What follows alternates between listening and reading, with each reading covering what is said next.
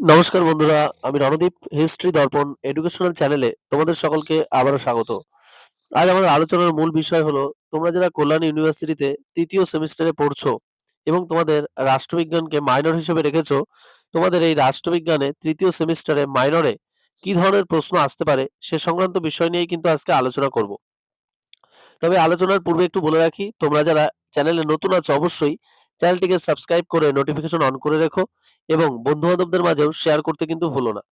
আর তোমরা অনেকেই জিজ্ঞেস করছিলে যে কিভাবে পিডিএফ সংগ্রহ করব। এ প্রসঙ্গে প্রথমেই বলি, তোমরা কিন্তু স্ক্রিনে দেওয়া নম্বর অথবা ডেসক্রিপশনে দেওয়া নম্বরের মাধ্যমে কিন্তু পিডিএফ সংগ্রহ করতে পারবে। আর এই মুহূর্তে 2 জানুয়ারি থেকে 13ই জানুয়ারি পর্যন্ত কিন্তু তোমাদের এই পিডিএফ এর ক্ষেত্রে কিন্তু সম্পূর্ণ 50% ডিসকাউন্ট চলছে।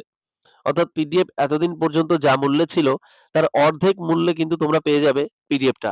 আর এত কম মূল্যে এবং এত স্বল্প প্রশ্ন এবং এত সোজাভাবে আশা করি কল্যাণ ইউনিভার্সিটির অধীনস্থ তোমরা কোথাও পাবে না। আর একদম শুধুমাত্র 24-25টা প্রশ্ন দিয়ে কিন্তু তৈরি এই কল্যাণ ইউনিভার্সিটির তৃতীয় সেমিস্টারের পলিটিক্যাল সায়েন্স যে সাজেশনটা রয়েছে। আর এর পাশাপাশি কিন্তু তোমরা 2 নম্বরের যে শর্ট প্রশ্ন রয়েছে সেগুলোও কিন্তু পেয়ে যাবে। তাহলে বুঝতেই পারছো, আর দেরি না করে তোমাদের যাদের পিডিএফ দরকার অবশ্যই কিন্তু তোমরা যোগাযোগ করতে পারো। আর আজ আমি তোমাদের সাথে আলোচনা করব তোমাদের এই তৃতীয় সেমিস্টারের রাষ্ট্রবিজ্ঞানে গুরুত্বপূর্ণ কয়েকটি বড় প্রশ্ন, যেগুলো 5 অথবা 10 নম্বরে আসতে পারে তোমাদের পরীক্ষায়।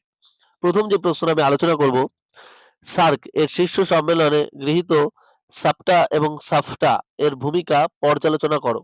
নেক্সট, 9/11 এর পরবর্তী সময়ে ভারত মার্কিন কৌশলগত ও দ্বিপাক্ষিক সম্পর্ক আলোচনা করো।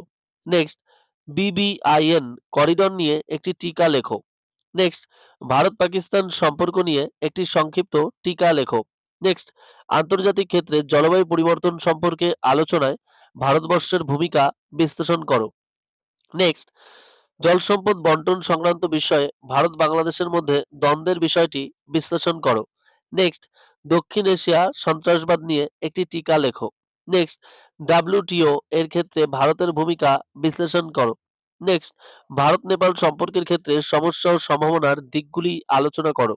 নেক্সট, সাম্প্রতিক আন্তর্জাতিক ক্ষেত্রে ইন্দো-চীন সম্পর্ক আলোচনা করো। দেখো, যে প্রশ্নগুলো তোমাদের সাথে আলোচনা করছি এই প্রশ্নগুলোর মধ্যে থেকেই কিন্তু তোমাদের পরীক্ষায় অধিকাংশ প্রশ্ন তোমরা কমন পেয়ে যাবে।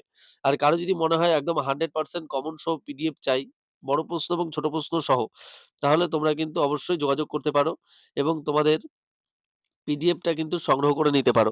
আর একদম স্বল্প মূল্যে এবং 50% ডিসকাউন্ট চলছে।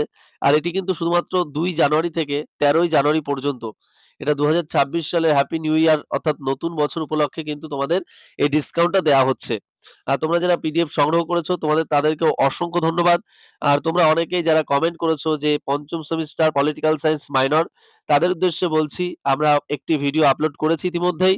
তোমরা একটু আগের ভিডিওটা দেখে নাও, অর্থাৎ 6-7 দিন আগে আমরা পলিটিক্যাল সায়েন্স ফিফথ সেমিস্টারে কিন্তু মাইনরের সাজেশন কিন্তু দিয়েছি। তোমরা সেখান থেকে একটু দেখে নাও এবং আমরা কিছুদিনের মধ্যেই তোমাদের লাস্ট মিনিট সাজেশনটা কিন্তু আমরা দিয়ে দেবো।